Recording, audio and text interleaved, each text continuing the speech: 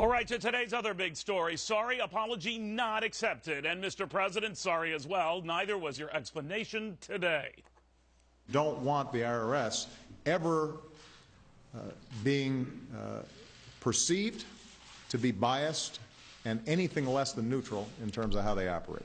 So this is something that I think people are properly concerned about. That is an understatement, and get ready, this is about to get worse. And apparently the message from conservatives is this: not being straight about what happened in Benghazi is one thing. Going straight to the IRS to target groups you don't like, that is quite another thing. And that is the charge, and that is the fear. So much we don't know, this much we do. If Richard Nixon once famously said he gave his enemies a sword, this president might have just given them a chainsaw. Welcome, everybody. I'm Neil Cavuto, and now it is Tea Partiers who want to dunk the president, because no matter how he tried today, they are still not the better of the most powerful and feared agency on the planet going after them.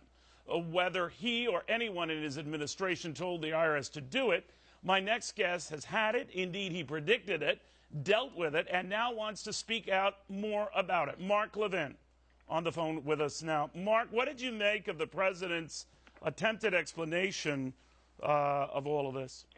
You know, the president never explains anything. He never takes responsibility for anything. He's never accountable for anything. The fact of the matter is his Internal Revenue Service, going back to March 2010, we now know, started targeting Tea Party, Patriot organizations, 9/12 organizations, and this was in the news. I mean, it was clearly in the news, and by a year later, 2011, that's how I became aware of it, among other places.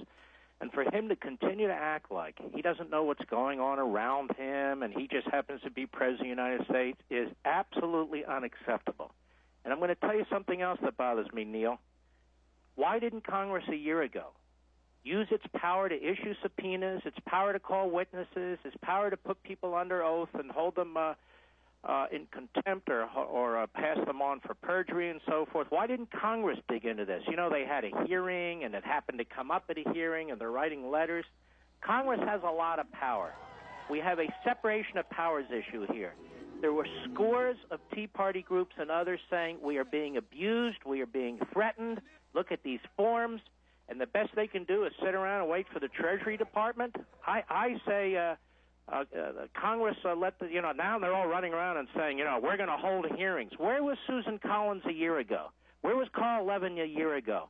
Frankly, where were the Republicans in the House a year ago? Very timid, very passive. This is serious business, the Internal Revenue Service harassing people. It would seem like the president wants where this has gone past what the IRS supposedly allegedly did. The IRS admitted it, apologized for it on Friday.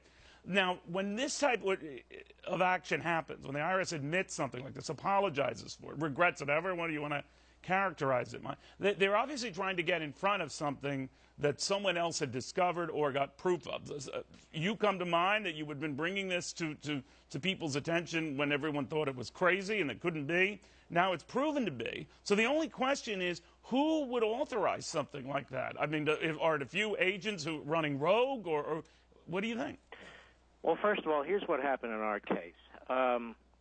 We got information that the Internal Revenue Service was asking Tea Party organizations these outrageous questions with these outrageous forms about family members, about associations. I mean, real KGB-type stuff. And we flipped out. And we had to make a decision as lawyers. Are we going to represent the individual Tea Party groups and fight with the Internal Revenue Service? Or are we going to go to the top, to the Treasury Department, to the Inspector General for the Tax Administration? And I checked with a number of experts. I'm an old Justice Department guy.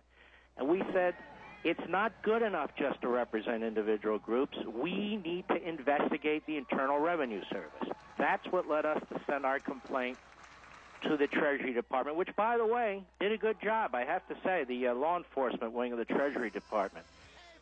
Certainly it's not a couple of Treasury agents in Cincinnati who came up with this. This affected several states, scores of organizations, and we now know, because they're leaking like a sieve on the hill to cover their own trail up there, that this went all the way up to senior officials within the IRS, and they're in full cover-up mode right now at the IRS. Now, when they harass these organizations, Tea Party or the conservative organizations, we're told initially, Margaret, started questioning their tax-exempt status, but it went well beyond that, right? What kind of stuff would they do? Well, initially, groups were coming in seeking a tax-exempt status in March, April 2010, as we now know, and they were coming under horrific scrutiny. I'll give you some examples. They wanted to know if individual board members had taken certain positions publicly, and if they took positions publicly, what were they?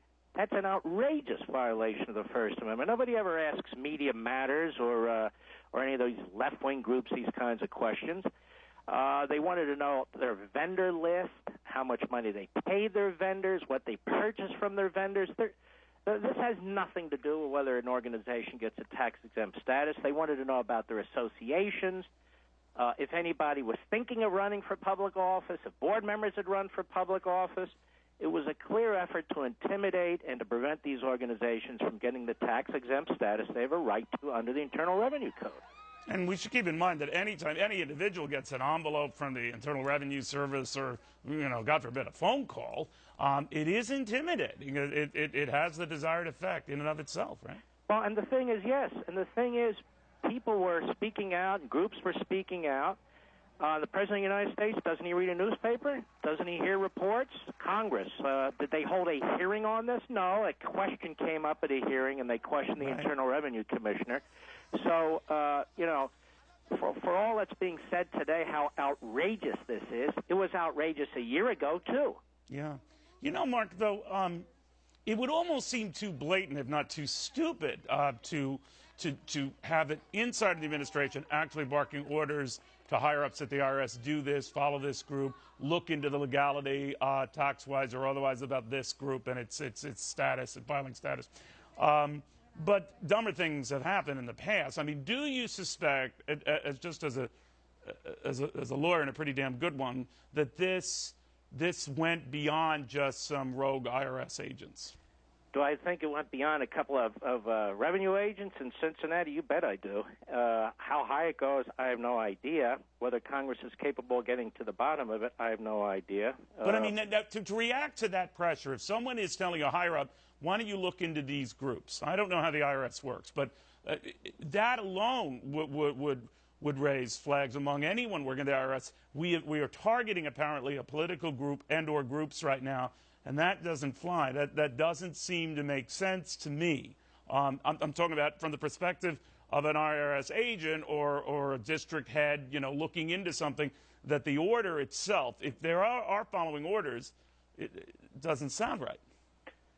Are you saying there aren't stupid people in government? There's stupid people all over the place who I do forgot that. things. That was a very stupid point I made there. No, it wasn't. But the point is, I don't think we should make a decision and say, I can't believe people are capable of this, or I can't believe that this would be.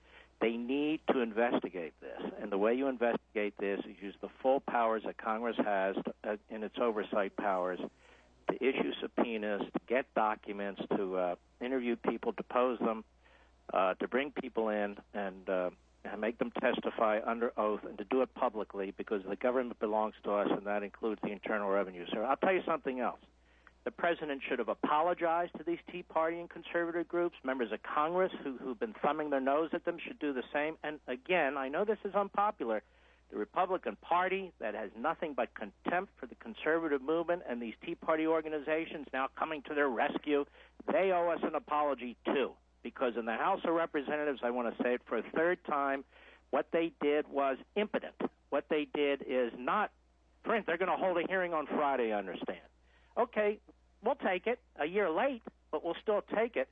But again, I want to tell you, there are a couple of law enforcement folks at the Treasury Department in the Inspector General's office who did their job. When we wrote them and we laid the matter out, they came and they interviewed me, and we gave them everything we had, and they interviewed a number of other people. And there are other legal groups like Jay Sekulo's group who deserve credit, too, for representing a number of these groups. But the fact of the matter is there's a reason why people are so negative on the federal government. They should be. Yeah. Mark Levin, it would have been a very different story had he's been in some left-wing groups maybe targeted, but neither here nor there. The controversy is now and the uproar is now as well. Mark Levin, thank you very, very much.